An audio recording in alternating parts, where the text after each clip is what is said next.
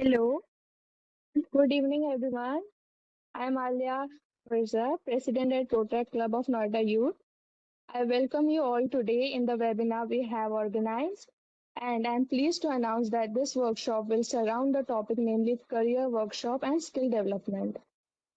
I am really thankful to Ms. Hardeep Kaur and Ms. Manmeet Kaur for joining us today as speakers and enriching this evening with a learning experience. Now I hand over to Shreyashi.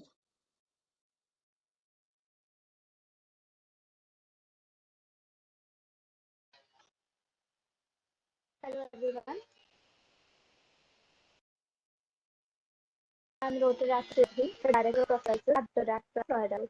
Today is a significant day for us as we have a distinguished guest who will be conducting a seminar on career workshop and skill development. Allow me to introduce you to our speakers, Ms. Manmeet Kaur, the founder of WebEasy. She started her journey in 2019 with a personal touch for each client. She believes in the magic of meaningful conversations that effortlessly transfers into conversions. The same approach at WebEasy, the team crafts powerful brands that speak to the audience, making marketing a breeze. Her extensive experience and dedication to guiding individuals towards their professional goals have made a respected figure in the field. And about Ms. Hardeep Kaur, she holds a vast experience of 20 years as an operations leader and an assistant general manager HR with one of the biggest BPO companies, currently working with a recruiting firm helping talent meet opportunities, known for her interpersonal skills. During our session today, Manmeet and Ms. Hardeep will share knowledge and insights with us. This promises to be an enlightening experience that has the potential to positively impact our personal and professional growth. Like to add that we are working towards Rotary Area Literacy Mission and we shall be taking a lot of projects to reach towards our goal. And for that, I would like to ask donate any amount you feel would be appropriate for the cause. A UPI scanner is in the chat box. Being done with it, let's extend a warm welcome to Ms. Manmeet and Ms. Hardeep. Prepare to absorb the valuable knowledge they are here to impart. Thank you for all being present today and let's make the most of the exceptional opportunity for learning and self-improvement. To take this forward from here, I request Ms. Manmeet to start her session.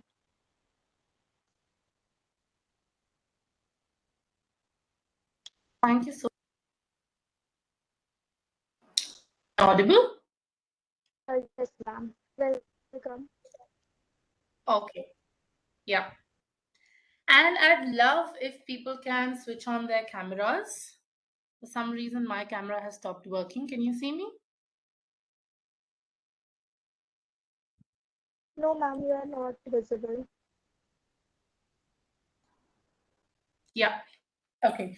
So I was saying that How's if that? people have access to the camera, I'd love to see people switch on their cameras. It's because it's easier to talk to people when you can see them. So, do people have access to the cameras?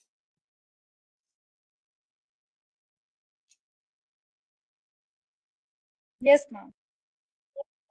Yeah. So I'd love if people can switch on their cameras. I'd love to see because the communication is better if I can see you.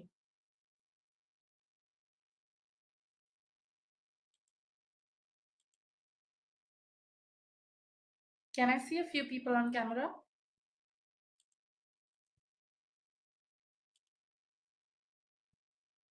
Hi, Yashi. Good to see you. Hi, Rashika.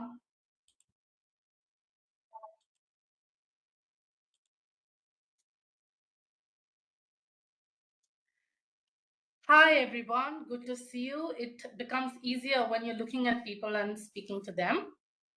All right. So I wanted to discuss one of the core topics, which is digital marketing. And to begin with, I would like to ask a very simple question, and you can use the chat to answer, or you can switch off your audio and answer. What, according to you, is marketing? Forget about digital marketing. What, according to you, is marketing? Anyone? What is marketing?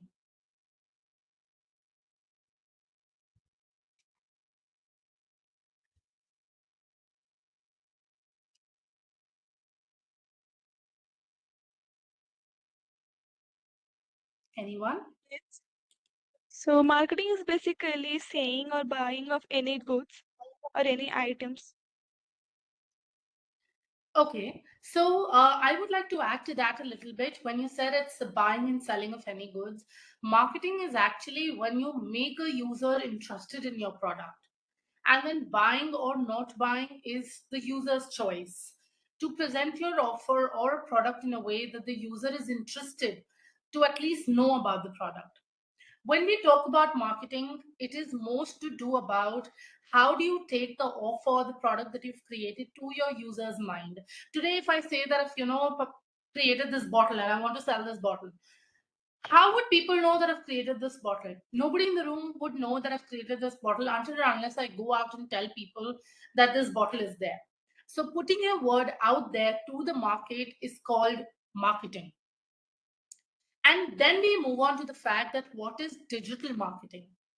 Now, back in the days when there was not such, such a access to the internet back in the days, we used to do marketing in different ways, such as radio, such as newspapers, television ads, and hoardings, and all sorts of communications where it was one way communication.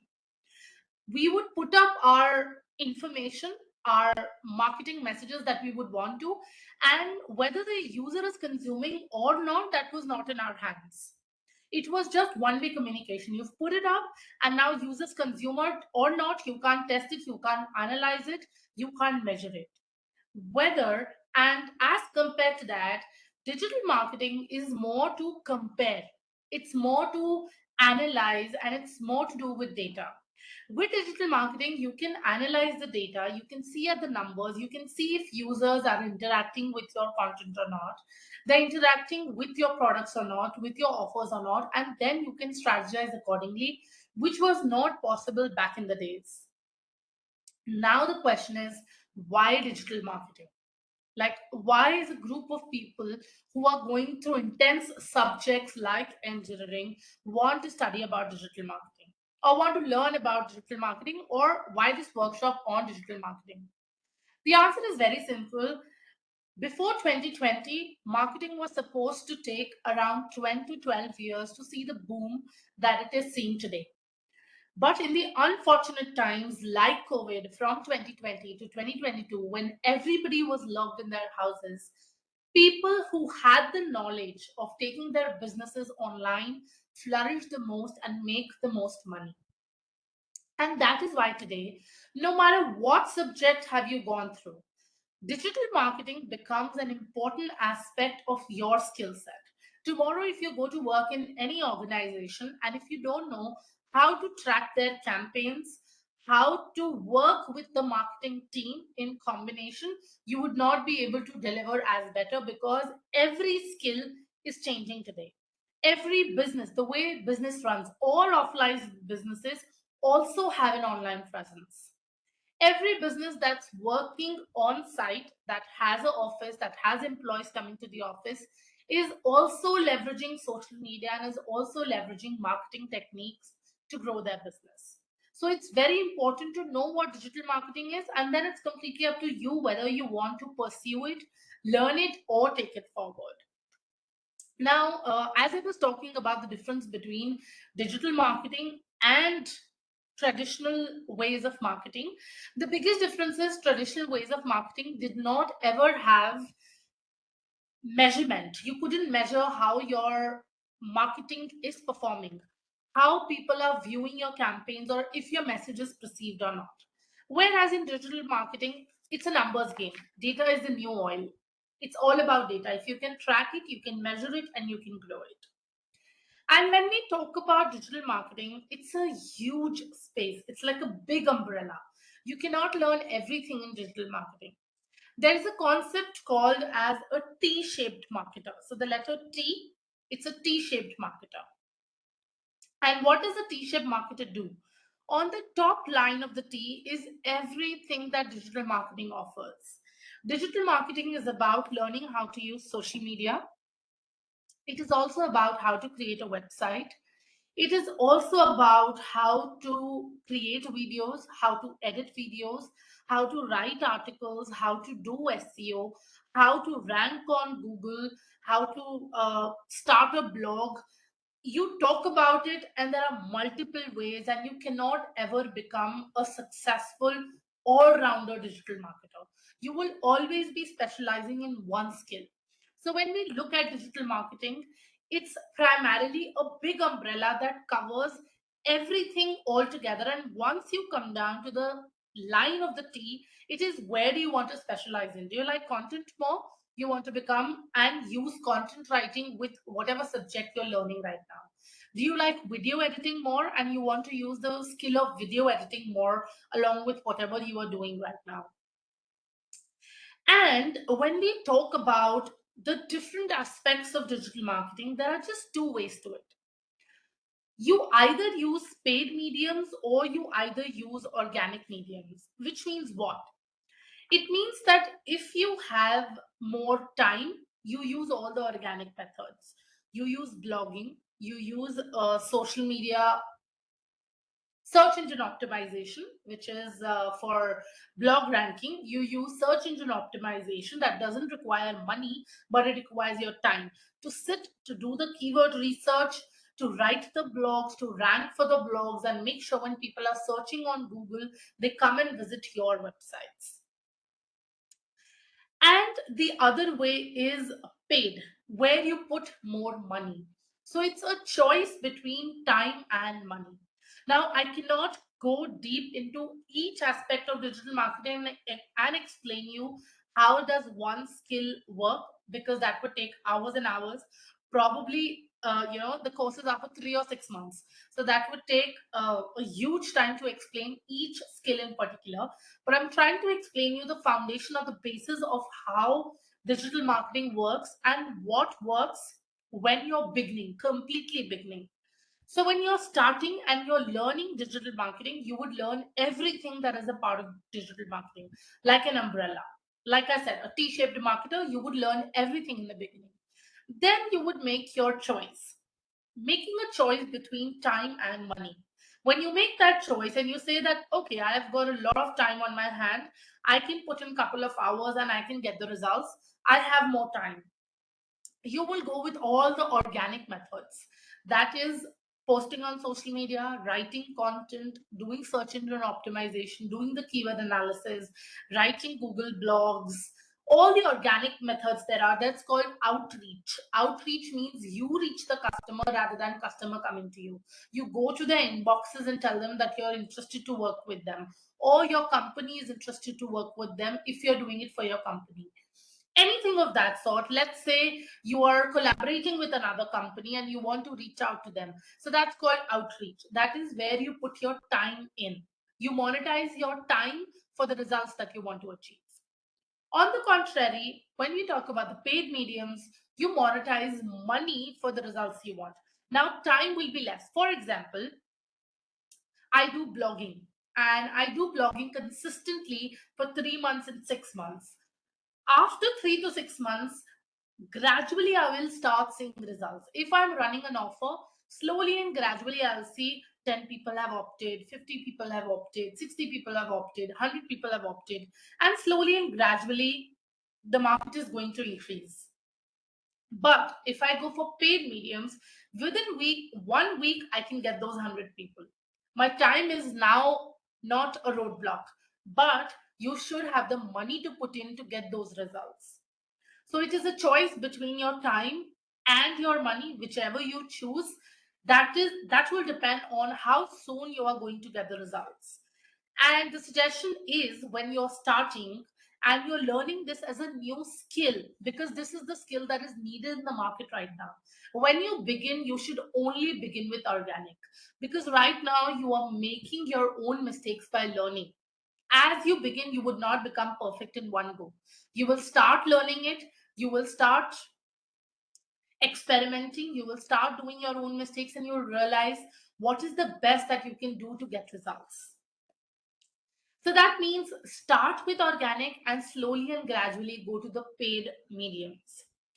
Now, when we talk about digital marketing as a whole or social media as a whole, there is just one formula that works across digital marketing, no matter how you want to pursue it. And the formula is called CATT. Now, CATT is content, attraction, trust, and transaction. So I'll explain each one of them.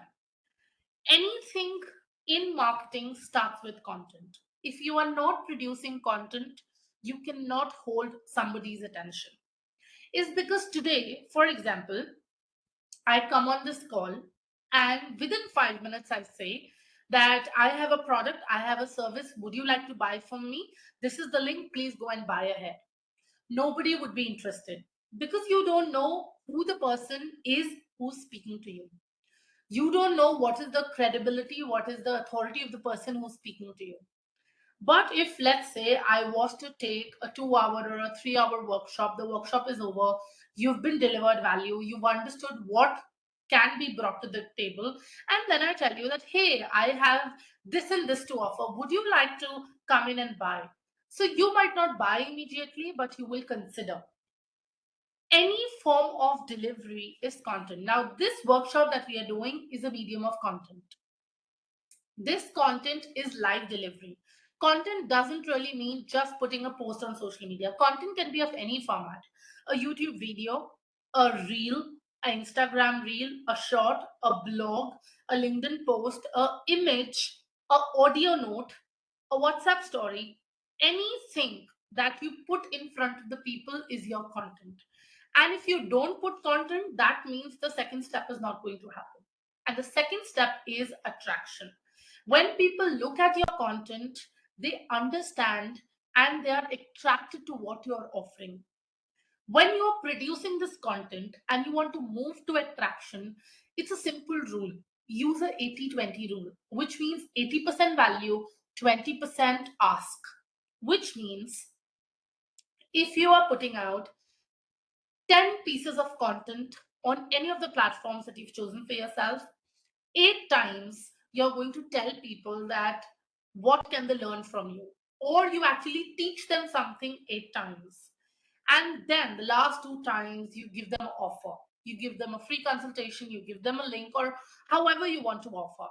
Now this also is very important from the mindset of when you are going to join your respective companies, because in your company, whatever role you might have, it's always related to somewhere sales and marketing, because every business needs to make money, right? And every employer who employs somebody wants a revenue generation out of them. Your tasks, your goals, your work is always aligned to bringing more business to the money, bringing more money to the business, right? And in that terms, you need to understand that how does the market work in order for the revenue to come in. So whatever activities you are doing, it's just not about creating content. Whatever activity you might be doing in your skill set that you provide when you join a particular organization, it is always going to be this 80-20% rule. 80% of the time, whatever presentations you are creating, whatever documents you are creating, whatever delivery you are giving, whatever presentation you are giving, wherever you are in your team, or for that matter, whatever work you have been delegated, 80% is what you show them, that why it's useful, what is the learning out of this, and 20% of the times you actually ask something. Once this is taken care of, once your content is out there, once your information is out there, people will be attracted and they will now start taking interest. When they start taking interest, they will not be sold immediately. A lot of times, I'm sure all of you have seen Facebook ads, right? Whenever you see a Facebook ad, you never go to the ad and start to opt in or buy whatever they are offering. You'll always go to their social media, see what they are giving, little, dip deeper into their social media profile, see what they are doing, what people are saying about them, and then make a choice to even leave your email ID to that ad, let alone buy something. So third part is the trust in this formula. Trust means that you have to gain the trust of your customer on why you or your organization would be the best place to work with. You've done the content, you've attracted them with the 80-20% rule. Now is the time to show the trust. The trust can only be shown by social proofs. That means people you have worked with, that means organizations you have collaborated with. Trust can also be built with your qualifications. If you have done so and so thing in your, education, in your college, you're a part of Rotary Club, right? That's a trust, that's a qualification. So everything that you have done becomes a trust factor. Trust factor also includes credibility. Where have you learned from? What college did you graduate from? Where have you worked? How can you support your organization? Everything becomes a part of the trust sector. Then the last part is transaction, where people actually give you the money. And that happens when they have already come in contact with you 7 or 8 times, seen the content pieces, attracted to your organization, built the trust through your qualifications, through organizations, social proof, testimonials, and then they are ready to buy and give the testimony in. Now, when we talk about this particular formula, this stays relevant no matter which skill of digital marketing you pick up. Whether you pick up blogging, whether you pick up paid ads, whether you pick up content writing, whether you pick up graphic designing, whether you pick up video editing, whatever you might pick up, it stays relevant that you have to go through the CATT formula, right? And when it comes to digital marketing, it is such an important skill that in today's time, whenever you would go out for, joining an organization or moving forward to get hired, people always prefer people with an additional skill. And okay, so I'll give you a little backstory. How did I learn digital marketing? Because I was in a job when I learned digital marketing. So when I learned digital marketing back then, I am a language expert. I know Japanese as a language, and I was working in IBM in 2019. So I joined 2016-17, and I was working in IBM up till 2019. So the reason I learned digital marketing was to enhance my skill set, because there are a lot of people who would know Japanese. What is my advantage? What is my competitive edge among all the other people in the market? Everybody is a language expert. There are people who know language better than me. They have graduated in Japanese. I did a 3-year diploma. They've graduated in that language. What is my competitive edge among other people? So I went ahead and learned digital marketing, thinking that I am going to be the only Japanese translator who is going to know digital marketing, and then it would be a combination that would be rare. Every person or every company that is looking to hire people would find a lot of people in the crowd who are normal translators. But I'm going to stand out with a skill that is in the market, very new, and I would have advantage over other people. But it doing business, starting an agency is a whole other story, which I'll keep for another time. But I'm only sharing this to tell you that if you tap into digital marketing, this is one skill that is needed in the market and is only going to go upward from here, especially the AI that is coming up. Artificial intelligence is one of the skill that is the most talked about in the market today. How many of you have heard about digital? How many of you have heard about artificial intelligence, AI? How many of you have heard about it? I'd love to know from someone who would want to talk about it. How many of you would have heard about AI?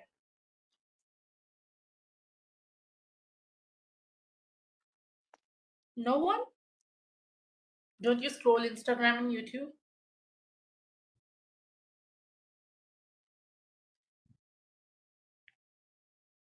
Okay, I get a thumbs up from, I can't see the name. Okay. What about others? Haven't you heard of AI? Yes, ma'am. It's a replica of human being. Okay. But what have you heard about AI?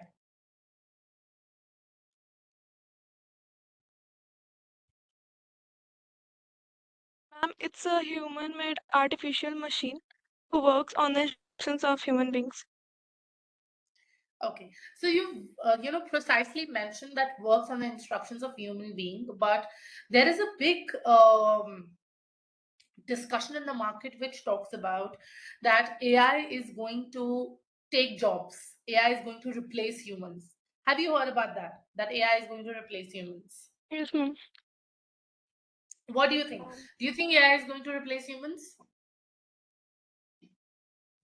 No, because I don't think, in my perception, I don't think that AI can be AI can replace human beings because these are made by human beings only, and to manage them and to regulate them, human being is always needed. So, in my perception, no, it will not replace. I think you've answered very well. I would just like to give the explanation behind your answer. It is absolutely correct that AI cannot replace human beings for sure. And the explanation is very accurate that human beings have created these AIs. So human beings will always be needed to manage them and upgrade them. But the question is, how many human beings? If today there are 100 people who are working on a particular task, there were times, now I'm going to give relevant examples from my field is because that is what I know. And you might suit it to the skill set that you have right now. Okay. Now, there was a time where content writers were needed in multiple numbers. If there are 10 clients, you would need at least 2 to 3 content writers because content was written manually. Each and every sentence was written manually, research was done manually, and 2 to 3 content writers doing 8 hours of job was needed to serve at least 10 clients. And today, in my agency, I have one content writer serving 10 clients month on month. And how do we do that? We do that using ChatGPT. And I'm saying that very openly. But the reason here is that what I'm trying to say here is people who learn the skill that is needed in the market can serve better rather than people who do not choose to learn it. So today, if you choose that digital marketing is just a waste of time, I want to learn what I'm learning, my subject knowledge is this and this and I want to stick to it, I'm not ready to learn something else.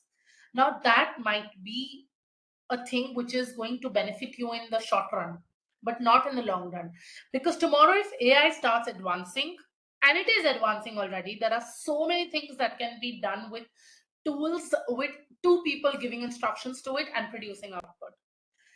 If you learn what is working in the market, if you advance with the market, then it is going to benefit you in the future. But if you don't advance in the market, then people who are advancing are going to go forward. If in this room we have about 31 people right now, if 20 of you decide that I don't want to learn digital marketing, it's a waste of time, I don't want to move forward with it, I want to focus on whatever skill I'm learning, those 20 of them will take a long period of time to reach a position than the 11 of them, because those 11 people decided to advance with the skill. So, all I'm trying to say is that whatever is working in the market is always an addition to your current skills. And digital marketing is a skill which is booming at the fastest rate. In 2 years, we have seen the growth that was supposed to be seen in the next 10 years. I sit here in India and I work with people in US. I work with US clients. That was not easily possible 2 years ago. It was possible, but not as easily as it is possible today. And that can only happen when you advance your skill and when you learn something that is working in the market. Now, I would like to understand and take a use case. Okay.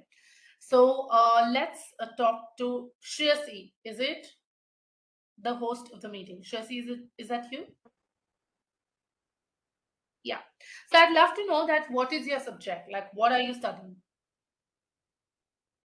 I'm a law student. Okay, one second. I can't see you. Where are you?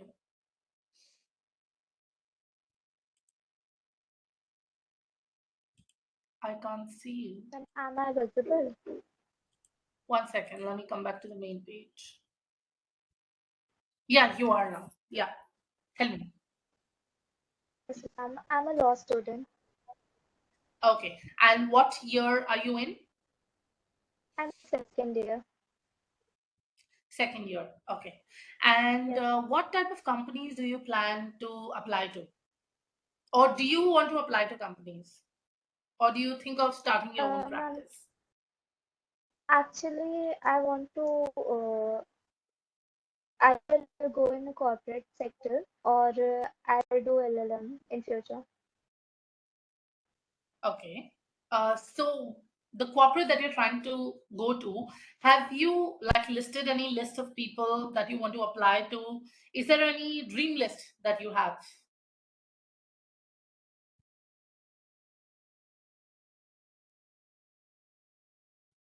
If not yet, you can say no. That's okay.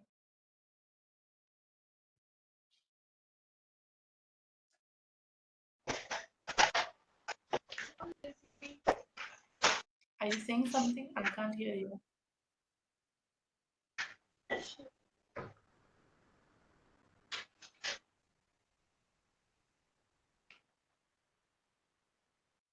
Are you saying something, Tracy? I can't hear you. Sorry? And I've not listed like I've got 4 years complete law, so Can you be a little louder? I'm so sorry. I'm not able to hear you. I have not listed the companies which I intend to go in. I got 4 years to complete law, so Okay, got it. So that is actually your benefit, that you still have time to complete your course. And if I take your use case and if I take your um, situation right now, then the best thing to do is learn digital marketing. And your best place is to start with YouTube. And when you learn digital marketing, you use that skill to apply for the best companies that you want. The best place to look for people.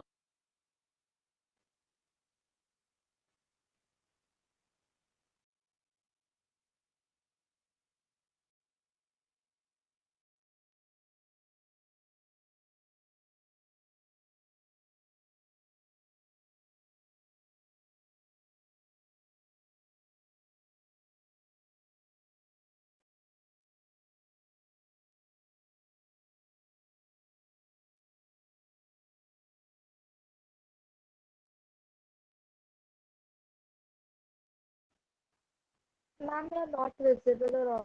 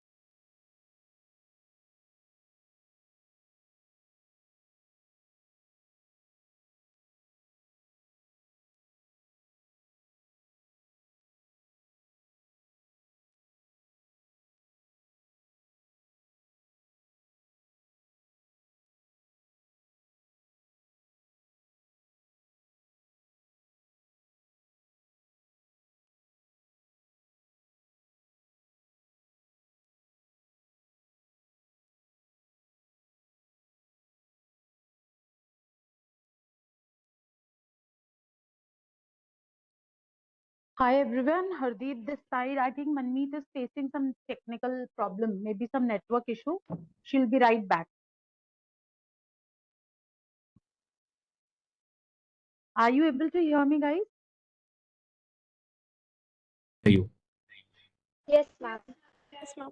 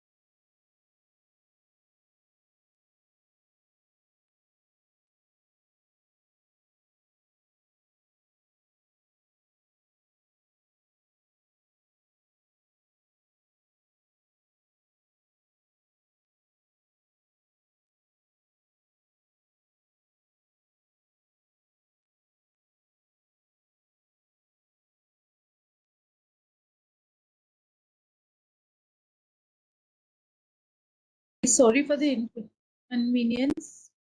Manmeet is just about to join back. I think she was talking, but we are not able to hear her.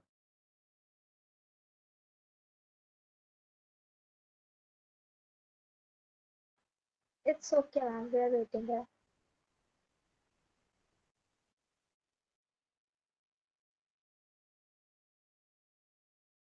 Thank you. In the meanwhile, we can have a quick introduction. Some of you can just tell about yourself, what kind of education you have been into.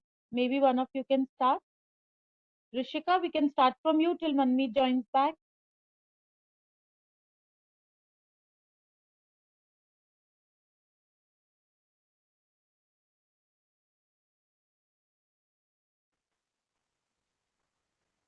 Can you guys hear me? Yeah, Rishika, Yes. hi, how are you? I'm good. This is a cold call that I did not expect, but Okay, hi. just a hi, hello. I My thought name rather than saying, silence, let's have an introduction till Manmeet is okay. back. Yeah, so my name's Rushika. I'm currently doing my bachelor's in criminology and criminal justice. So yeah, don't know what kind of career stream I'll go into after this, but I have 3 years to figure it out. Okay, that's good. Who's next then? Come on, one by one, you can just introduce yourself.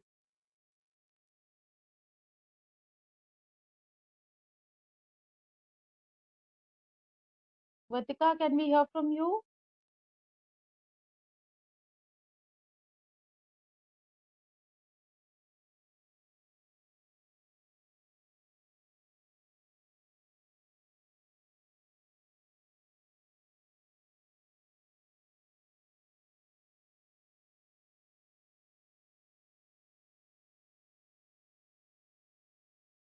Waiting, Vatika.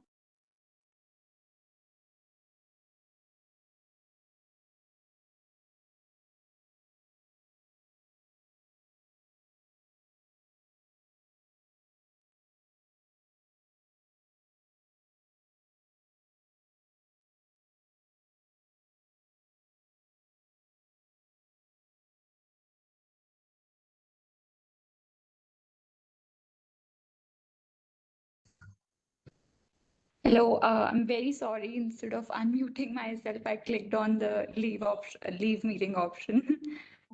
So sorry for No that. problem. Yeah. So I've completed law from Symbiosis, Okay. and Mm-hmm. I am preparing for some exams right now. That's great. All the good luck to you for your exam. Thank you. Allow me a minute. Let me just quickly check with Manmeet once. Huh? I'm here. Can you hear me now? Yes, ma'am. We can hear you. Yes, Yes, we can. ma'am. Okay. So I think we were speaking about how does marketing benefit anyone and everyone. And we were speaking to, I think, Shreyasi, who said that she's doing law right now and she hasn't yet, uh, created a dream list of companies. And I mentioned that how she can use LinkedIn as a platform where I don't know if I was heard at that time or not because of the internet connection. So, what I meant was that if she has a dream list right now and she has 2 more years to go, she can always contact the companies on LinkedIn and start engaging with their content because the companies as a brand or a business would have relevant profiles on social media. And if she keeps engaging with their content or their information on LinkedIn for a long period of time, and when people apply to that organization, she would be on the top of the head is because she has been communicating with them through content, through comments, or engaging with them in any form. She would be her own brand. She would create a recall value when she applies to that organization, is because she's communicating with them over a period of time. And I'd love to know if there is anyone else who's pursuing a different career or doing a different study. And we can discuss how can you use digital marketing in your career right now. Is because marketing is just not about starting your own business, starting a YouTube channel, or starting some kind of a brand or starting an e-commerce business, marketing is now in today's time embedded in each and everything that you're doing. So I would be happy to discuss with someone else if you're pursuing a different career, different subject, and we can discuss how can you leverage digital marketing in your career right now. So anyone else who's doing any subject apart from law?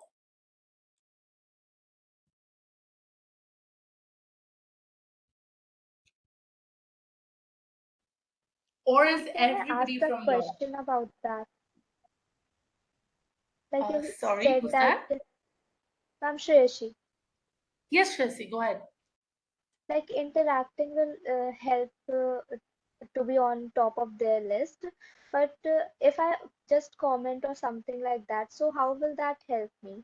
Uh, like, do I need to do an internship to with the company or something like that? Okay. So I'll explain you the formula again, which is the CAT formula in this use case. Okay. First, you engage with their content. That is whenever they put out. Now, for example, if I am the company, let's say I'm a law firm. Okay. Shreyasi is applying to me on my email ID saying that, hi, I am a person pursuing law from this and this college, and I'd love to intern with you in your company. And that's one of the many applications that I receive as a law firm on my email ID. Let's switch to the digital marketing perspective to this internship application. Let's formula the let's follow the CAT formula. The C, the content. You go on LinkedIn, you see that on LinkedIn who is the person who is the founder, CEO of that law firm. You send them a connection request of to the founder or the CEO, and also on their business page they would be posting content. Post your comments with logical reasoning, not nice one, good knowledge, thanks for sharing, not this kind of comments. You read the post and you frame your own opinion, actual real opinion, and you put it as a comment on that post. Now, the second one, you keep doing it repeatedly on different aspects, connect different people of that organization, contact them on different content pieces, is when they will start noticing you. That is, you'll start attracting them to your profile. Third is trust. Now, on your profile, you can put that I am pursuing this and this. These are the marks I got in my first semester. These are the marks I got in my second semester. You build trust by showing them what you are doing on your LinkedIn profile. The last is the transaction. The transaction in your case is scoring that internship. Now, I receive an email from Shirasi saying that, hi, I'm interested in your law firm and I would like to intern for you. And now, again, she's one of the many applications I've received. But I see the name Shreyasi and I'm like, oh, I've seen this girl. She keeps commenting on our social media profile. She keeps commenting on our blogs that we write.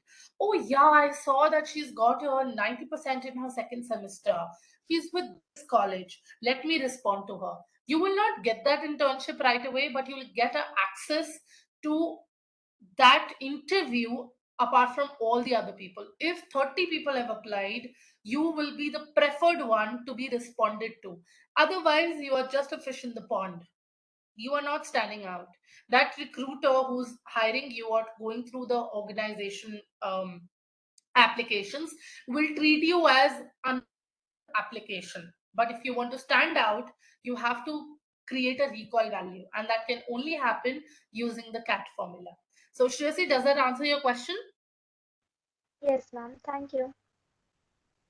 Okay. Anybody else who's doing anything, pursuing another subject apart from law?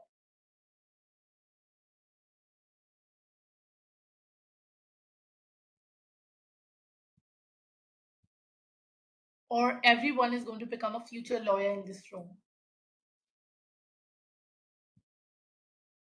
Is everyone pursuing law, all the 30 people? I'll just go ahead because I think my degree isn't talked about as much. So Okay. I'm doing criminology and criminal justice, and in JGU, it's in the law faculty, so I do learn about law. And beyond litigation, I think the scope for my degree mainly is in like human rights, social work, and psychology and things like that. And so in terms of those fields, I'm curious as to how, maybe in terms of awareness, digital marketing can be very helpful. So I want to know like your feedback on that. Absolutely. I think I picked up two things from when you said that, your field is not talked about as much. And you mentioned about awareness. So, what I'm trying to understand from your conversation is that you're trying to place your study, your subject, and the work that you might do in the future in front of people because it's not as much talked about. Am I right? Okay, so I think the best thing you can do is you can go ahead and start a blog because you want to voice your opinion, right? And the blog does not need to be monetized. You're not in this for the money.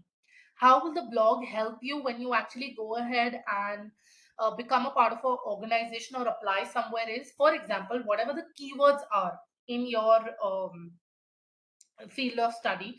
So I know a little about law is because my brother-in-law is also doing law from NLU Gandhinagar. So I'm a little acquainted with the terms. So let's say, you're doing something related to litigation. So you can just use your name, which is going to be Rashika litigation.com or .in. It would cost you 400 rupees or 500 rupees a year buying a domain name from GoDaddy, Hostinger, anywhere, and another 2000 rupees for an entire year to get the hosting to host your blog. So it is going to be, or you can use other mediums which is not even going to cost you 2000. So it's in cost basis, it's an investment of 3000 rupees for the entire year. Now, what you do is you start writing whatever comes to your mind, whatever you want people to be aware of, whatever you want people to hear from you, whatever you want related to your subject, people to be heard from. You do this blog, you will start seeing attraction. You will start seeing that people are reading and understanding about your field of study. This can help you in two ways. Next time when you sit for an interview, you can say that, this is a blog I've been creating which has all my knowledge. Now they will not just test you in that half an hour interview period, they will also test you on the basis of all the information that you've put on the blog. As I see that as a part of your internship, a lot of times you have to get published as well. You have to get articles published as well. So you keep doing that, you keep getting the articles published, but now you are a self-published blog writer as well. You can say that I've used my own space to put everything together that I did not get an opportunity elsewhere. And that will be your social proof. That will be your trust that this girl knows so much and has so much of knowledge. And tomorrow you might choose to monetize it in any other way you would want. But when you sit for that application, when you sit for that interview, people, the judging board is going to also judge you on the basis of all the knowledge that you've put together in one space. Second, you will make the general public aware of your field of study, which is your second goal. So that would be my recommendation. Does that help? It does. It does. That was very helpful. Thank you. Okay, my pleasure. So, as I said, we can go on talking about each use case, whatever your field of study is, whatever your situation is right now, depending upon the year that you are in. But what I'm trying to tell you is that digital marketing is just not about starting a business.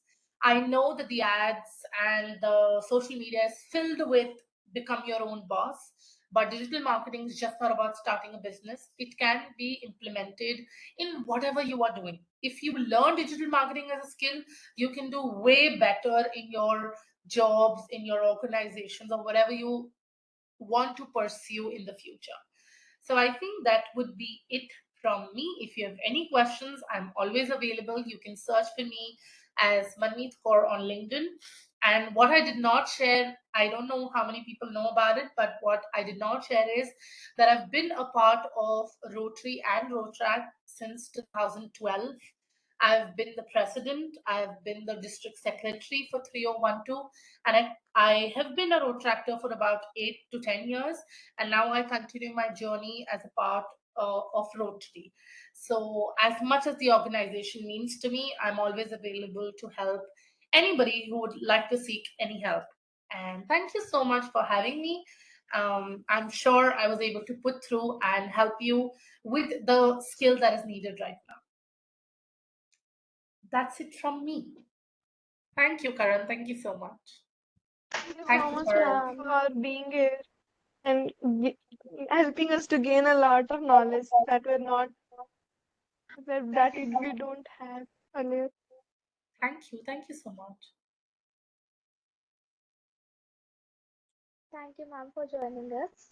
So, Hardeep, ma'am, I would like you to start your session. Sure. Thank you so much.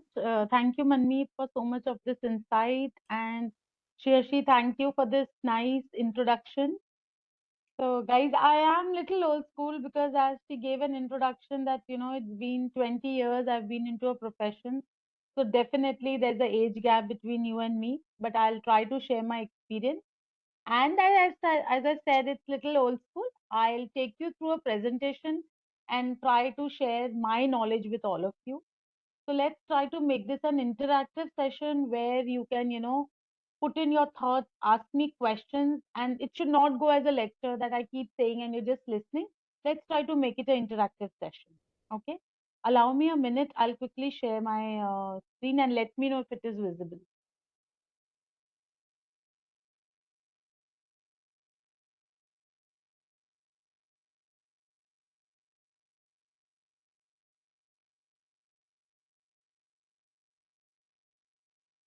Yes, ma'am, I think you'd be able now. Just is my screen visible to all of you? Yes. Yes, ma'am. Okay. Yes, ma'am. So thank you.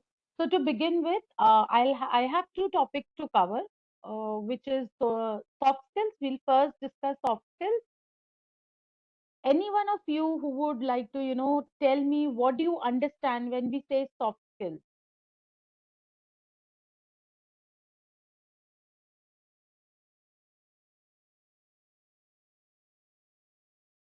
Any one of you, or should I move ahead?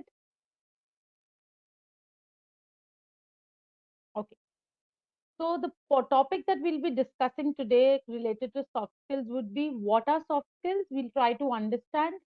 Then the importance of soft skills. Then what type of soft skills are we talking about? Then some more tips on soft skills, and then I would have a quiz for all of you. So you all have to pay attention while we are going through the presentation. Okay. So if I talk about soft skills, what are soft skills? So soft skills, like you all are, in your own field, majorly most of you are from law. So you are developing a skill, you're, enhancing a technical skill which is related to rules and regulations for the law and order. Similarly, soft skills are related to how you work, how you interact with others, and it is important at every stage of life, from childhood to your, from I would say birth to death. It's definitely required at every step. We'll see why is it important to our professional life. Are you able to see the slides, guys, or is it just stuck on one? Ma'am, it's The on the first first slide. one. Okay, one second. I'll just try and reshare. Give me a minute.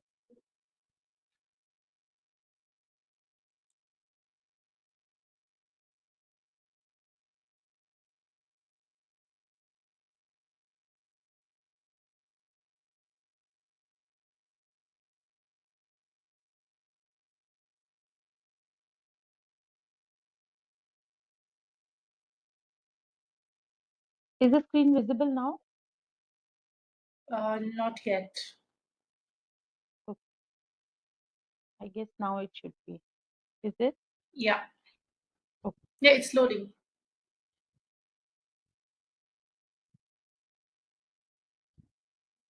So I'm Yeah. moving through slides which I've, already gone through. Sorry, Manmeet, you were saying something?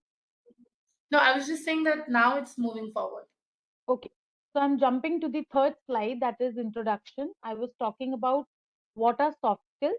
Like we develop our technical skills, someone would choose law, someone would choose, to be a doctor, to be an engineer, and we develop technical skills. Similarly, soft skills are required for us to, enhance them and to excel in the career that you have chosen. So we'll talk about those skills a little in depth. Please ask, raise your hands if you have any questions. I would like to start with a small phrase or a proverb which says, seek first to understand, then to be understood. If you try to understand this small sentence or a phrase, it has a lot of depth in it, which means if you want people to understand you, first you need to have the ability to understand other people. And this we've been, taught through our childhood. You should be a good listener, listen to people, understand their standpoint, and then react. So this is what we have been learning throughout our life. Now, importance of soft skills. Why do we feel soft skills are important? The very first is work harmony. If be it a college, or let's talk the next career jump that you'll be taking after 2 3 years, or maybe in a year in some of your cases. When you enter an environment, you join maybe for internship or an organization, how would you want to be treated? Is similarly you should be treating other people. When everybody thinks like this, there's a work harmony. People, person respecting person, team member respecting team member, that is the kind of culture everyone would want, and that is what we should also inculcate. When I say team member respecting a team member, it doesn't mean that you're respecting your boss only because you are reporting to that particular person. Soft skills begin with you reacting or responding on talking to a peon or a security guard also. That is where you develop the interpersonal skill. You create that aura where people feel happy to talk to you. The second is career enhancement. This would also help you. Say you are super strong in your technical skills. Now, to jump a ladder up, you have to have the soft skills, the way you talk, the way you present yourself, the kind of bond you have with your team members, your colleagues, your seniors will take you a ladder up and help you expertise your technical skills. Then is problem solving. Why would we say that soft skills would help us in problem solving? It would, because you develop a critical thinking strategy. You react to problems in a way. There will be two. I'll give you an example.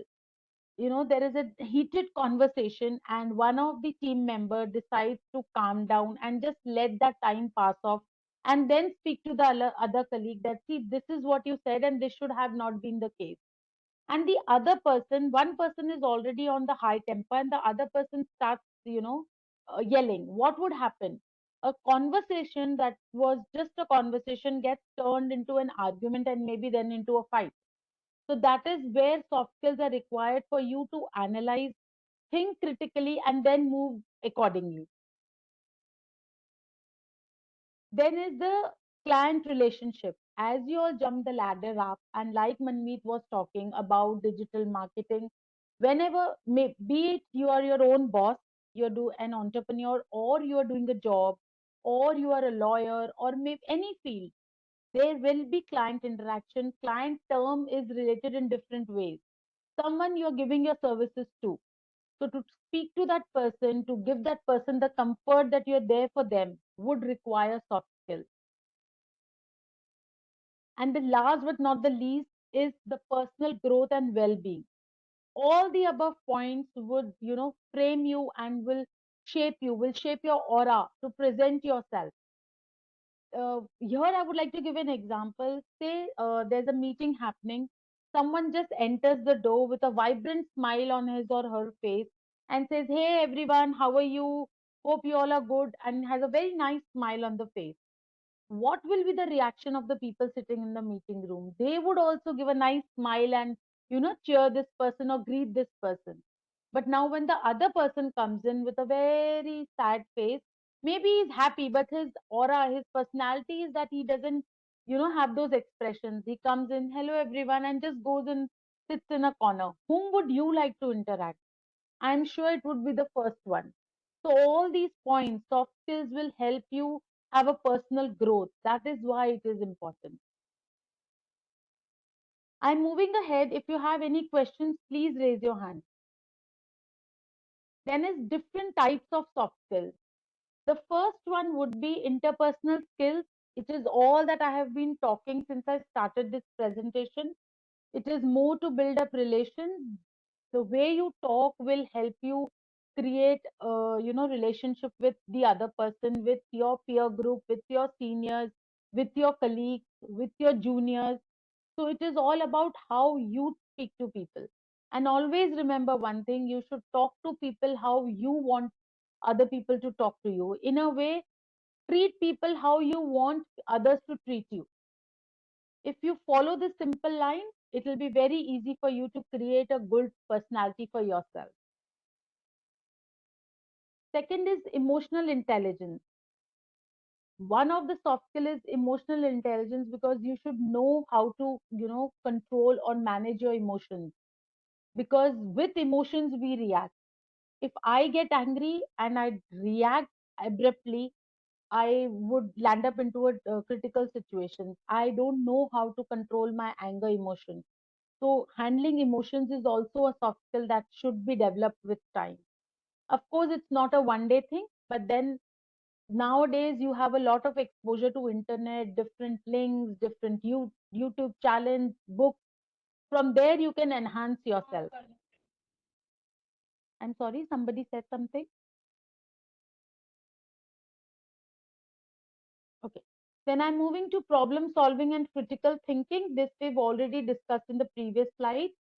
Adaptability and flexibility. This is also again a type of soft skill, because if you have those skills, you'll be able to develop and adjust to the environment you enter. Every time you jump a ladder in your life, there is a different environment. School was a total different environment. You landed up to college, it's a total different environment. You go into internship from one organization to another. As interns, there will be a total different environment for you. When you join a job, company A to company B to C to D, wherever you go, it will, everything will not be the same, because the people around you are not same, the policies are not same, the work environment, the physical environment is not the same. So you have to develop that skill of adjusting and get flexible, and like we say, move like a water. Get into the flow wherever you are and adjust yourself. So that is the skill that you should be developing. Leadership and management skills. When we talk about leadership and management skills, this is, in your case, I would say it's a journey for around 8 9 years more, because you are now going to start your career maybe 2 3 years later from a junior level, then step by step you move to a higher level. Even if you're thinking of opening your own law firm or anything, you will definitely do a practice, or maybe you're pursuing some other course or education. You will move the ladders one by one, and there will be a stage. Currently, what all we have spoken is, spoken about ourselves, how we can develop our skills. Now when you reach to a leadership or a management skill, that will be the time where you will be able to use all of the above points and manage your team. You whatever you However how you behave would be how your team performs, how your team reacts. If I am an aggressive manager, my team would always be ready, with aggression, and will be ready to, in Hindi, if you say, take panga with the other team members. But if I have that smoothing, calm effect, my team members would also react the same. So, leadership is something that what you are, you will inculcate it to your junior. And similarly, whomsoever you are reporting, if that person's soft skills are not to the par, it will be difficult for you also to develop. So that is where leadership comes in. So moving ahead, sorry, I missed time management. Soft skill also, time management is also included in soft skill, is because currently, maybe when during exams, everybody reacts differently. Some of you would be, planning the day कि मैं इतने घंटे ये subject पढ़ूंगा, then I'll study this, then I'll study this topic. Some of you would be just taking it with the flow, and some would be entire year would not study, and towards the end 2 or 3 days would study. But the impact on that person's performance is, basis his or her own skills. Similarly, when you grow and you get into a professional world, there will be times, or in fact, when you start your career, develop yourself a time management system. Try to understand what is the priority that needs to be done. Let's take a current example. Me and Manmeet had to come in a meeting today. So now the meeting is at 4 o'clock. We have to present. Now, what was on my priority? Was it a priority for me to look at my email, response to my emails, or was it a priority to ensure that I have the application logged in, my presentation is ready? That is how I had to prioritize it. That is what is we call as time management. It's a very small example I've given, but that is how we have to prioritize our time and move ahead accordingly. So if you have any questions, you can ask me, or I'm moving ahead, or maybe we can do it this way. At the end of the session, we can quickly ask questions. Some more aspects on soft skills would be historical perspective, globalization and soft skills and entrepreneurship. They definitely go hand in hand. Soft skill in digital age. Definitely, when we say soft skills in digital age, you are on social media all over the place. Some platforms which are casual, some platforms which are professional, but what you write, how you write, would again give an image of yourself. Like Manmeet was explaining earlier, when the kind of subject, the words you write, the choice of words that you do will definitely showcase what you are, what are your thought processes. So this skill will definitely be required in the digital age also. It is required at every stage of life. Then future of your work also depends on your soft skills, because whatever you've discussed so far, points that you inculcate will reflect yourself, and that is how you'll be able to either perform well. If you don't develop the soft skills, it will be difficult for you to create your presence wherever you are working, in whatever field you are working.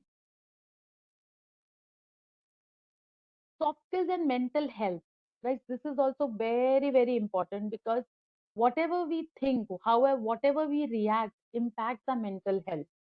So this is also one point where we can go on and discuss, but it goes hand in hand for sure. Now, this little sentence means a lot. A picture is worth 1,000 words. So whatever we say, however we react, definitely creates our own aura, and that is how people accept us. Whatever our thought processes, it reflects in our behavior. So it's a quiz time, guys, a little different quiz. I'll flash a question and some options. In the chat box, I would request you all to read the options and just select either A, B, or C. There are around 4 questions. We'll go through all the 4 questions, and then probably once all the 4 questions you've answered, we'll have a discussion and see who's the winner.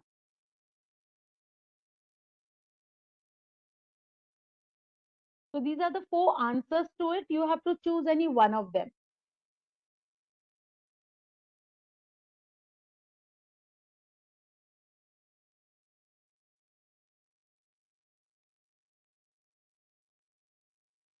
I'll wait for 2 minutes, and probably you can give me a go ahead once you've answered. Is the screen visible?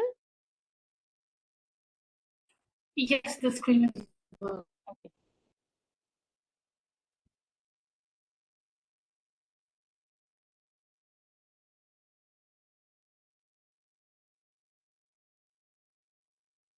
I have one answer. All of you, can you please quickly answer?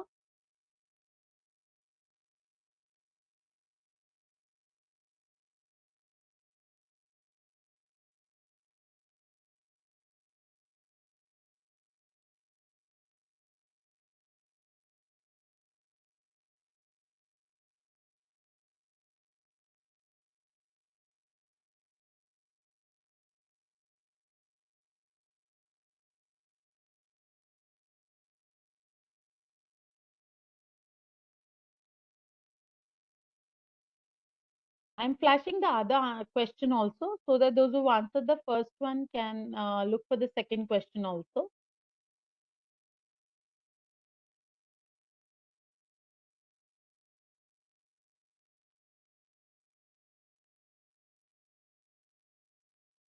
For the second question, I would just request mention two and then probably A, B, C, D, whatever you want to select. I can just see 5 to 6 answers.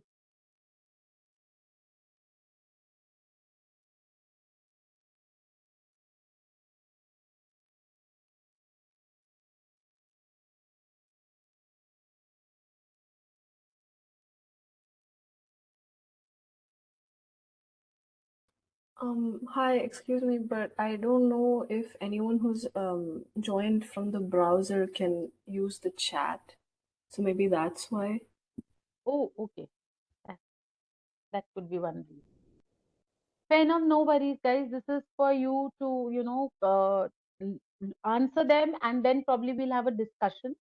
So I'll move ahead. I'll move for the next to the next slide for next questions. Those who are able to answer can should please answer in the chat box. I can see some answers coming in.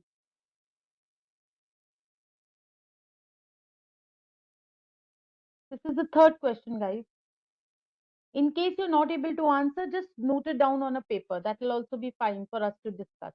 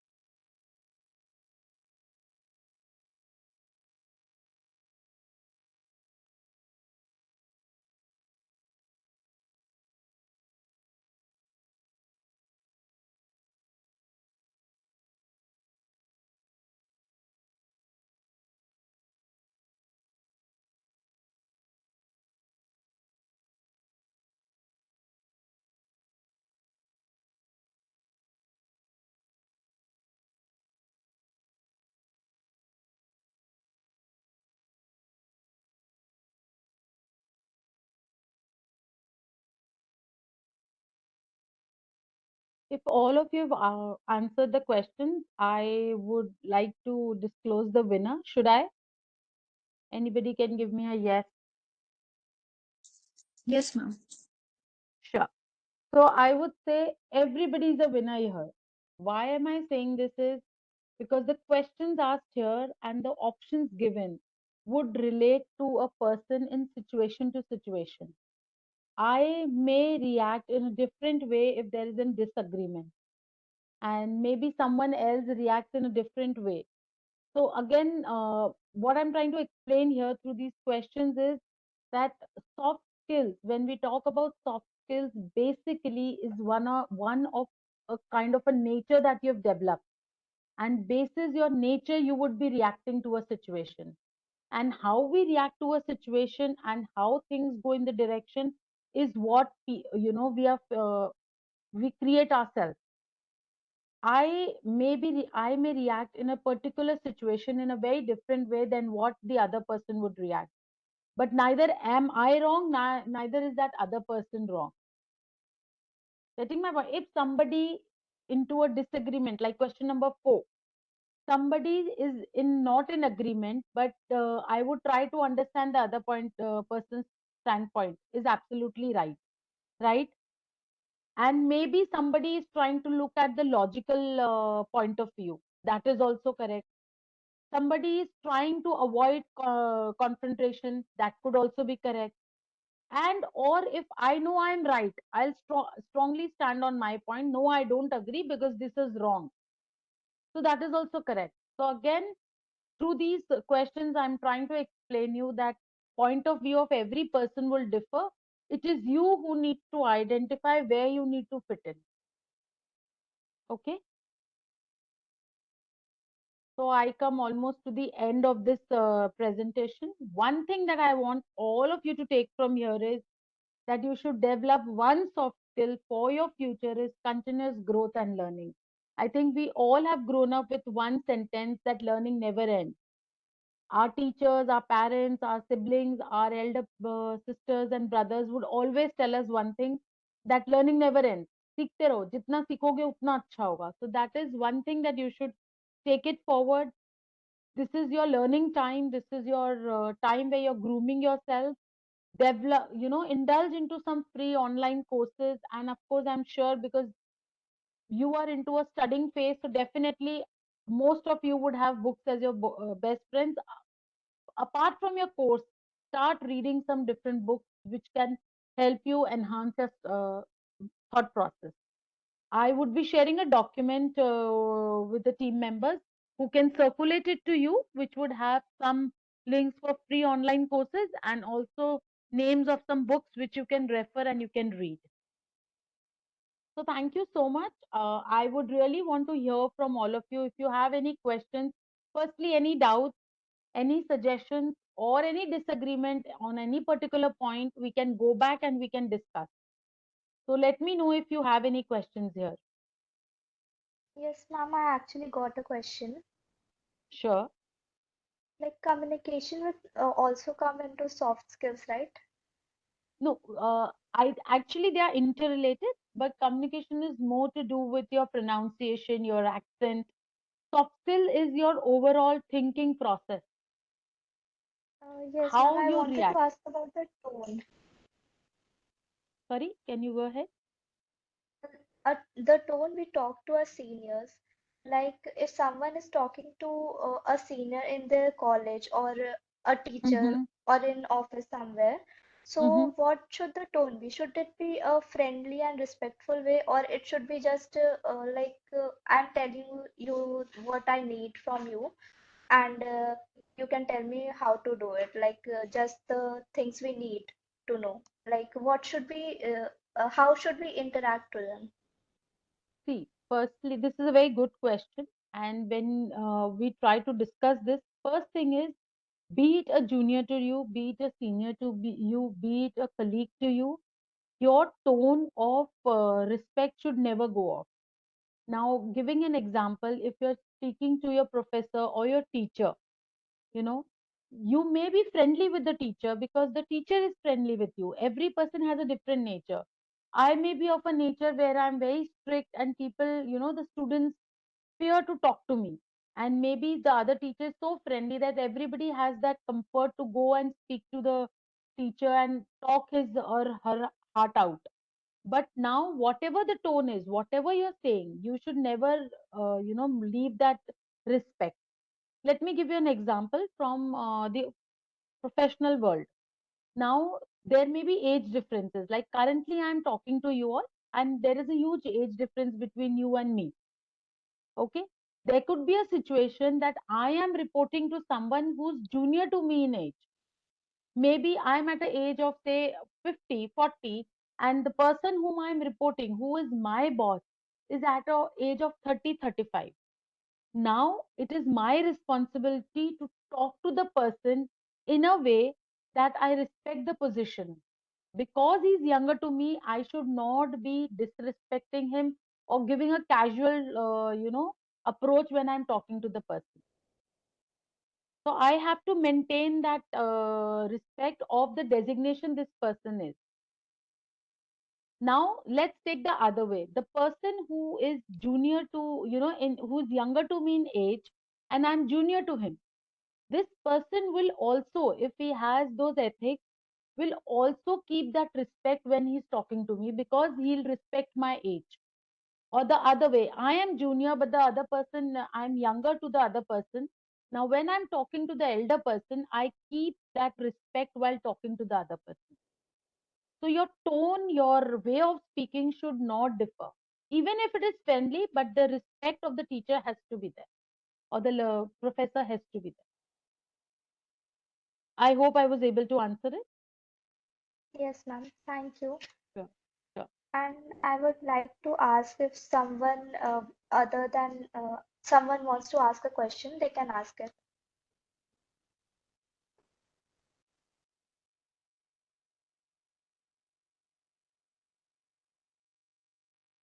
Yes, ma'am. I have a question. Yes, dear. Yes. First of all, good afternoon. And I am Afternoon. Nidhi, currently studying in SLS Noida, pursuing BBL LB. So, as Okay. you mentioned currently that about the lot of soft skills, which are basically the personality traits, and these are also the core skills which are very necessary for the any job management. So my question is that can we mention our soft skills in CVs, like CV resume for any application of the job, or should we mention only hard skills? No, you can, because see, we'll be discussing in the next 5, 7 minutes about the CV presentation also. How should your resume look like? But to answer your question here, your CV itself would reflect the way it is written, would reflect your soft skills. And if you've done any specific course related to soft skills, you can definitely mention it in your resume. Otherwise, while your interview is in process, is the place where the interviewer would come to know about your soft skills. When an interview is conducted, the interviewer or the manager who's taking the interview or the HR would actually have certain questions in place where they will try to check your personality traits, which are in a way soft skills, your interpersonal skills basically. Okay, I hope that answers your question. Yes, ma'am. Thank you. Great. Anybody has any other question? Hello, good afternoon, good evening. Good evening. Actually, I was wondering if you could, like suggest some tips on how to improve networking skills. Networking skills. I didn't. You're talking about networking into a digital form or in No, not really physical networking into a form? digital form. It's more like, networking is a kind of a mixture between communication skills, interpersonal. So all of this, I guess I get a bit jumbled up, so I can't really explain, but I was wondering if you could, suggest something to improve it. See, networking would definitely help you when you have an way of connecting with people. You create your personality where you can interact with people. What is networking? You know Hardeep knows X person, and you get connected with the X person, right? That is called networking. When you increase your friendly circle or your professional circle, that is network. When you try to connect with each other and you create your visibility, that is networking. And networking will definitely come with those little steps that we have spoken about. You know how to interact, you know how to speak to people, how to greet them. Like I gave you an example, when you are in a group, the way you talk to people, with the way you greet them, that is where, when you're sitting with 5 friends of yours and you're sitting, in your own mood, not interacted with them, not laughing, and maybe if there's a serious topic, not discussing with them, then you are automatically, faded off with the group. But you are one of the person who indulges into discussions, talk to people, greet them. If you're, say, in a office premises, or if in a, I'll talk about college. If you're in your college environment, you pass by and you pass a smile to someone. Next time, this person will approach you automatically. So that is a small skill that you use, that you automatically greeted someone. You greeted one of your seniors, or maybe you greeted your professor. Now, automatically, that person is getting into your network. Next time he sees you, before you greet the person would greet you. So they are all interrelated. You rightly said soft skill, communication skills, they are all knitted together. So overall, you create your own aura. And this will be a very short period to explain you how to improve. But as I mentioned, I'll be sharing some free online courses. That will be the right platform for you to keep improving and brushing yourself. I hope I was able to answer your question. Yeah, that was really helpful. Thank you. Great. Anybody wants to ask anything else?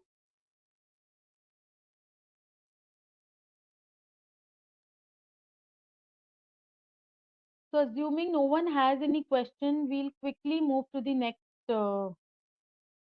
topic that we wanted to discuss. Allow me a minute, please.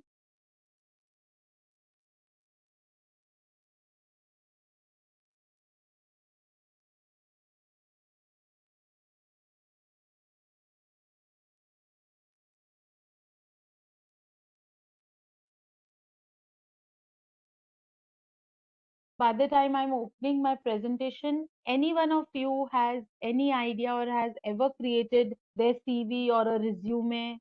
Have you ever created one? Yes, ma'am. Yes, Okay, ma'am. I have created one. Yes. Yes, ma'am. that's great. So I'm sure this will be an interactive session. Okay, let me just share the slide.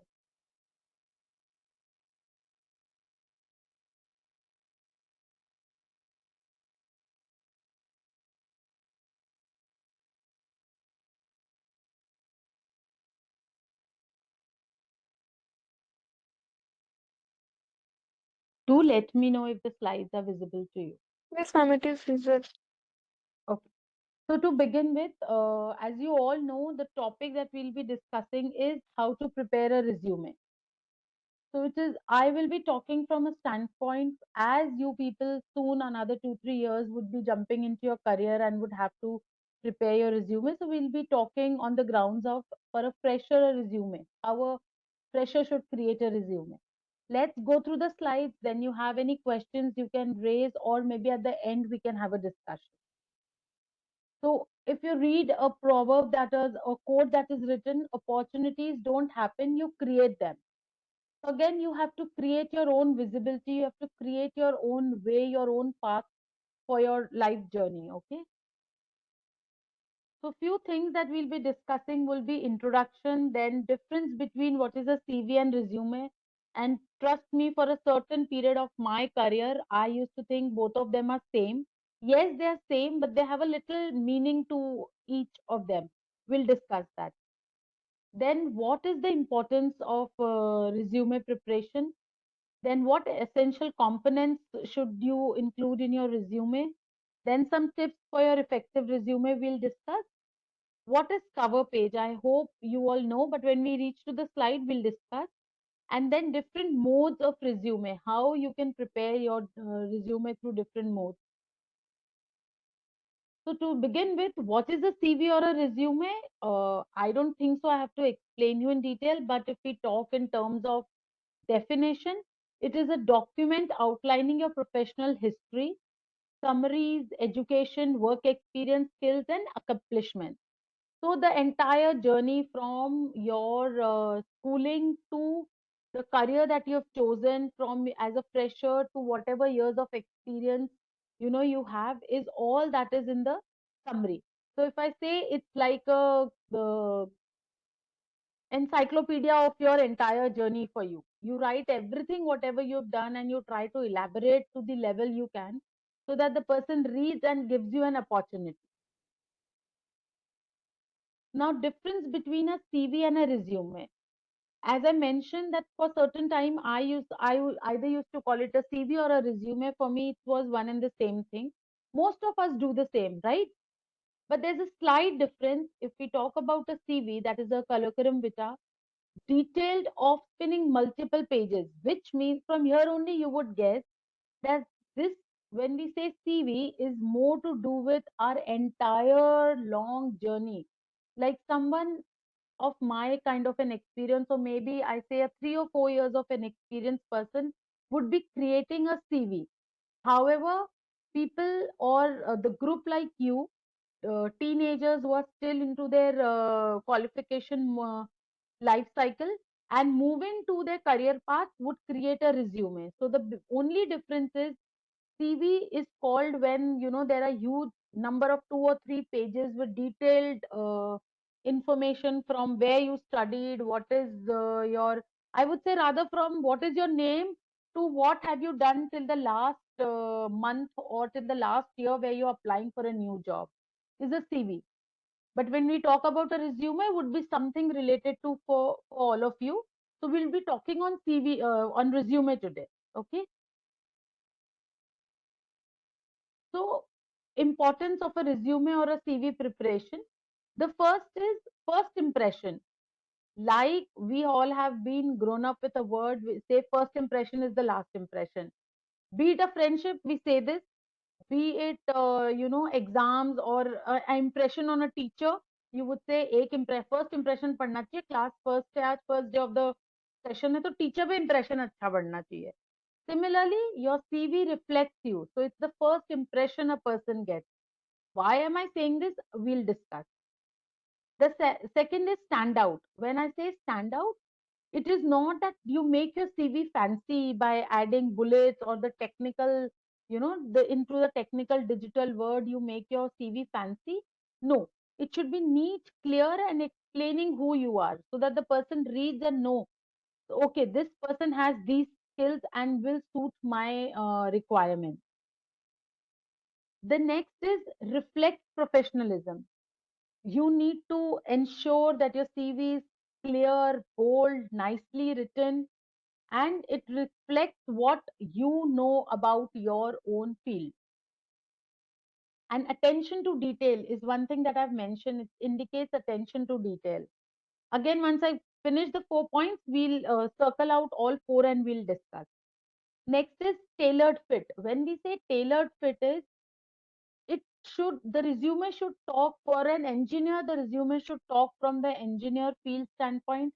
For an MBBS, the resume will talk for a MBBS standpoint. For people like you from the law field, would talk about the law and the rules and regulations and the law and order. So that is how your resume should reflect. Now, when we say first impression is the last impression, the person who's reading your resume at a glance should be able to see whatever is written. When we say words speak, then speak loud. Whatever is written would reflect your personality. Then, when I say attention to detail, see, when I'm creating a resume, I'll add a lot of fancy things. I'm giving an example of myself.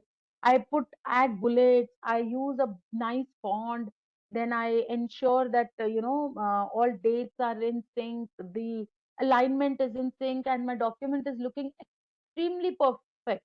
But the moment the person reads the resume and sees I've written the spelling of a customer wrong, say for example, I'm writing, I have experience of customer service. Okay, now, or maybe hotel management. Now, the spelling of management is incorrect. The moment the interviewer sees my resume, would within a thought second give a thought, spelling to correct नहीं लिखी है, इसको आता क्या होगा?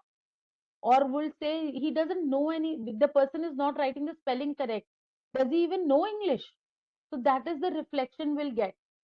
And the moment the person sees the resume is up to the mark, everything, fonts are aligned, everything is aligned, the explanation is up to the mark, would want to give a chance, would want to interview in detail. So that is what I'm trying to explain you. Attention to detail is very important when it comes to resume. Now, certain essential components that we require for a resume. First thing first, you write about your contact information, name, phone number, email ID. Always ensure the phone number that you're mentioning, the email ID that you're mentioning is, one which is in use. These days, people have dual phones. They keep two SIMs. One is not working. कभी recharge नहीं कराया, you have stopped using and you forget to update it on your resume. Right people will not be able to approach you. And I'm talking this out of my experience because as you all know, I'm been into recruitment.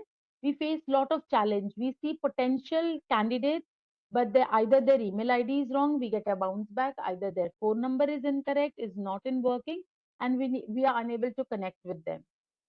One added point these days into social media is LinkedIn profile. Do update your LinkedIn profile, your link on the resume.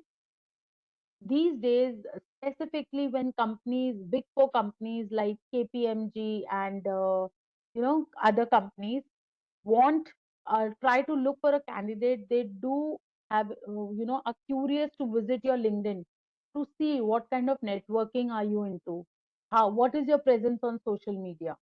So do and mention your LinkedIn link or the LinkedIn profile. Do mention it.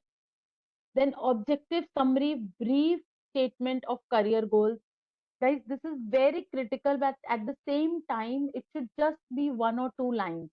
You will find resumes if you look into go on Google and try and search. There will be 7 8 lines mentioned about your objective. You want to give the best to the organization, and what you want to do this, you want to do that. Of course, we all are eager to prove ourselves, but then there has to be a limit to it. So just one or two liners would be best there. Then is education. Ensure you mention about your education in detail. Try to mention the date of your when you've cleared your HSC, SSC, then your graduation. Do mention your grades also. It also helps a lot, and specifically with you people who will be moving from education life cycle to professional life cycle, this will be play a very vital role, this particular column. Experience, yes, since you'll be freshers, you'll not have much to write about experience, but ensure that you do some internships and write about your internships, or maybe if you're doing something on your own, you mention about that relevant work as a freelancer, mention in detail. Then is skills. You should your answer is here. You should mention both your relevant hard and soft skills. If you have done any specific course regarding the same, you can mention that also. Again, you can also, or rather you should put a additional section which talks about your certificates. If you have learned any other different language, if you've done any voluntary work, like for you all, you should mention about your experience, your journey with road track. It's a lovely platform to groom yourself, for teenagers to groom. So do mention about it, whatever kind of work role you've done into rotary or road track. Okay. So I move to the next slide that talks about what is cover letter. Anybody who knows what is cover letter? So along with a resume, there is a small paragraph or a letter which is called as a cover letter. These days, it's both ways. Some of the companies accept it, and some other big corporate companies make it essential that they need a cover letter, and some may not require it. So basis your niche where you're applying, this may be applicable and this may not be applicable. As the word suggests, cover letter. So it's kind of an application or a information you're sharing with the interviewer or the organization along with your resume. So let's quickly go through it. Structure of a cover letter. When you talk about a cover letter, there are certain things that you need to add. You write about the heading, you write about salutation, your introduction, then you write about 2 3 lines or a detailed paragraph of what is your interest, what kind of work you have been doing, then a small conclusion if you know have your internships, or like I mentioned about rotary and anything, and then the closure. These are the points that you can just create a summary. During our school time, we used to write, these official letters, and we were given key points. So similar to this kind of a letter with these key points, you can create a small cover page for yourself.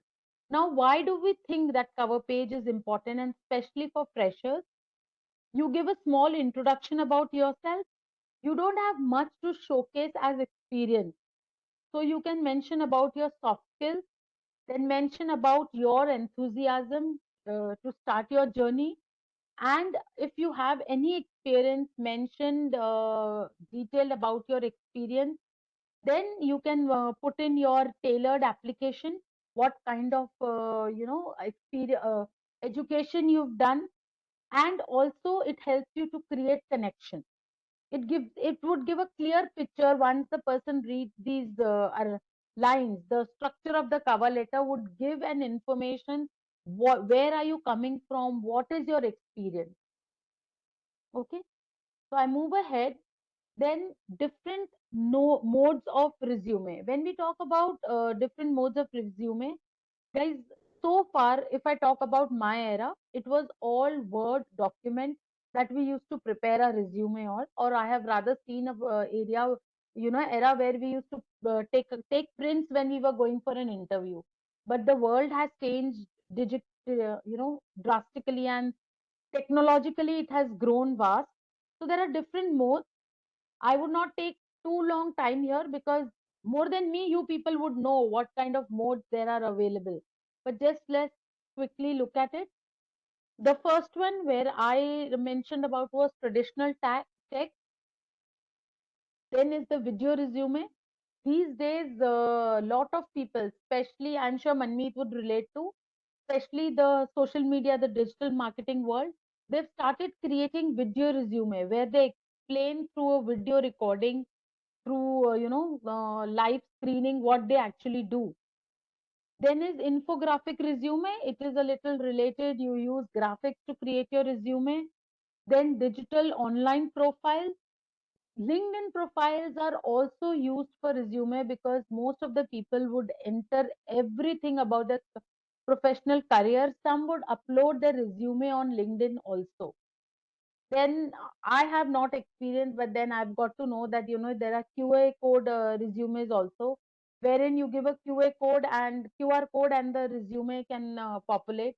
And then yes, the presentation, that is the PowerPoint presentation slide deck is created for your resume. Use different modes, but ensure that whatever you're writing in your resume, you are thoroughly aware. There are a lot of companies, agencies, free portals that help you create your own resume. Some of you must have tried also. When you give your inputs, that's 1, 2, 3, 4, 6, 7 bullet points, that this is what I do. But when the resume is created, please go through it and see whether whatever information technology has created for you is sharing with the other people for you, is creating your image. Is it up to the mark? Out of my experience, I can share examples, where people write about their hobbies, additional information. One of them, I'm giving a live example which I experienced. One of them had written, I love reading books. Now the interviewer is asking, what books do you read? Is it fiction? Is it religious? What mythology books? What do you read? The person was blank, because it is just he asked somebody to create a video, or maybe used uh, technology and created his own resume, which he never read also, and got stuck. It's a very funny example that I'm telling you, but then related to your work role also, because it's vast. Any profession you take is vast. There may be certain keywords, there may be certain practices you may not be aware of also, because you're starting your journey, and it gives all fancy words. But then one thing I would like to tell you here, guys, whatever is written in your resume, the interviewer, the HR who speaks to you, reads your resume very thoroughly. In our terms, we say scanning the resume. We actually scan the resume, we pull out questions from there, and when you sit for your interview, we ask you questions from your resume. That is the first test that you give. So be aware of what is being written in your resume. Use any of the technology, that is no harm, but then be aware what is in your resume. That is what I'm trying to explain you. Then recent trends that I've just mentioned is, one is the RA resume that is being used these days. Then interactive digital resumes are also being created. You can have a look or Google it, or as Manmeet said, use ChatGPT and try and find the information. This brings me to the last slide, which I would like to end with the quote, you never get a second chance to make a first impression. So I would go by my first slide, where I mentioned that first impression is the last impression. I used a quote, and I end my presentation with the same concept, that your resume will give your first impression. Use technology, create it in a fancy way, but ensure there is attention to detail. Whatever is written relates to you. You are aware what has been written in the resume. Okay.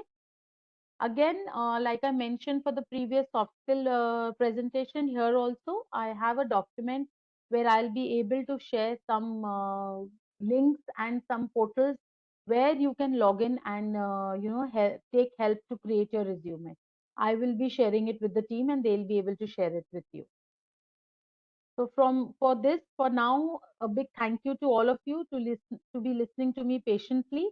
And again, if you have any questions related to resume creation, you can ask me right here.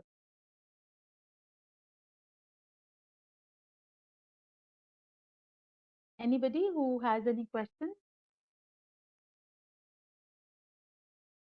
Yes, ma'am, I do have a question. Yes, Ma'am, yes, I please wanted to go. ask that can we add our photos to our CV? Yes, of course, you can. That is no harm. But then you have to choose what kind of photo are you adding to your CV. That would also be very important. Very important. Yeah, just I wanted to ask that is it professional to add photo to our CV? Yes, it's very common also these days that so it's both ways. If you add photo, it just gives a nice impression of how you look. If you don't add in photo, that hardly matters. So it both ways it's okay. But then if you're putting a photo, I should not be saying but it should not be a beachside photo or a party photo you're putting. It has to be a nice professional photo. Maybe Manmeet can add and give some tips what kind of profile photo it should be.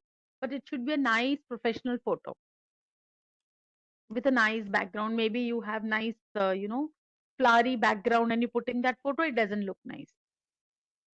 I think when it comes to a picture in a resume, be an advantage and also a disadvantage. When it comes to a picture, a few things to take care of is always have a plain background. It can be a plain wall. Then only your upper part should be visible, not a full length photo. You should be very close to the camera and your eyes should make eye contact with the person in the picture. For example, right now, if I talk like this, you will not be able to communicate with me. So your picture like this or this will not communicate with the other person. So a picture that has eyes looking into the camera, which means looking into the person who's going through your resume. So that kind of a picture makes an impact. Okay, ma'am. Thank you so much. Great. Anybody has any other question?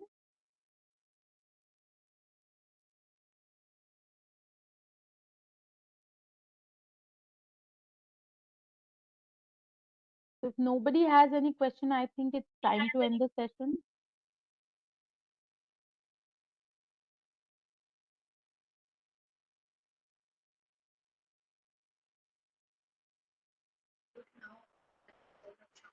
Thank you, ma'am, for this wonderful session. So it was a pleasure connecting with all of you. All the best for your future. Hope you all excel well in your future. Thank you, Thank you all of so much. you. Thank you, Thank ma'am, for you. giving us this wonderful session. Thank you. Bye Bye bye. bye. Take care. Bye Ma'am, bye. Shambhavi will be giving a vote of thanks. Ma'am, actually, we are left with a vote of Okay, sure, sure. thanks. We'll hold out. We'll hold. Yeah, just a second.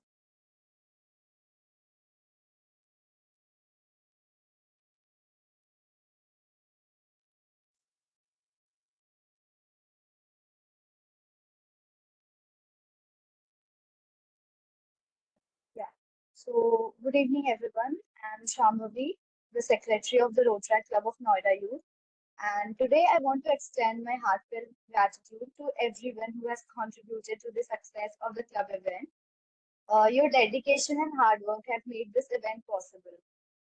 So first and foremost, I would like to thank our speakers, Ms. Manmeet Kaur and Ms. Hardeep Kaur, who gave this amazing webinar on career workshop and skill development, and who also taught us like how to build our CVs, like what all are the important things to add, and their expertise and insights will undoubtedly benefit all of us. And then I would also like to thank specifically our club mentor and trainer Karan Bhaiya and Vartika Di for providing us with guidance and support throughout the planning process. Big shout out to our president Alia for her leadership and vision that helped us to host this event. Disha, our joint secretary, played an important role in coordinating all the activities seamlessly. Shreyashi and Nidhi, as director and co-director of professional services, respectively, ensured the event's professionalism and smooth execution. Mayank, our director of international services, brought an international perspective to our event, enriching this experience. I also want to acknowledge the contribution of Gayatri, Director of Social Media, Kavya, and Ipshita, creative heads, who worked behind the scenes to make this event a success. Together, we all have created a memorable and impactful event. Thank you once again for your presence and your dedication and all the hard work that everyone has put in. Thank you, everyone. Thank you. Thank you so much. Thank you all. Bye bye. Bye. Bye-bye. Thank you. Bye bye.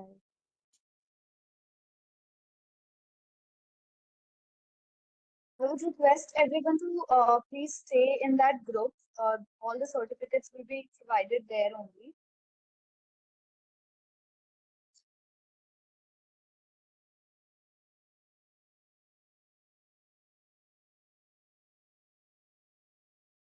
Also, there's one more announcement to make about donation. It's there in the chat. The number is there in the chat box. Please donate as for the literary day. We are planning to host an event, so for that we need funds. So I would request everyone to please consider that.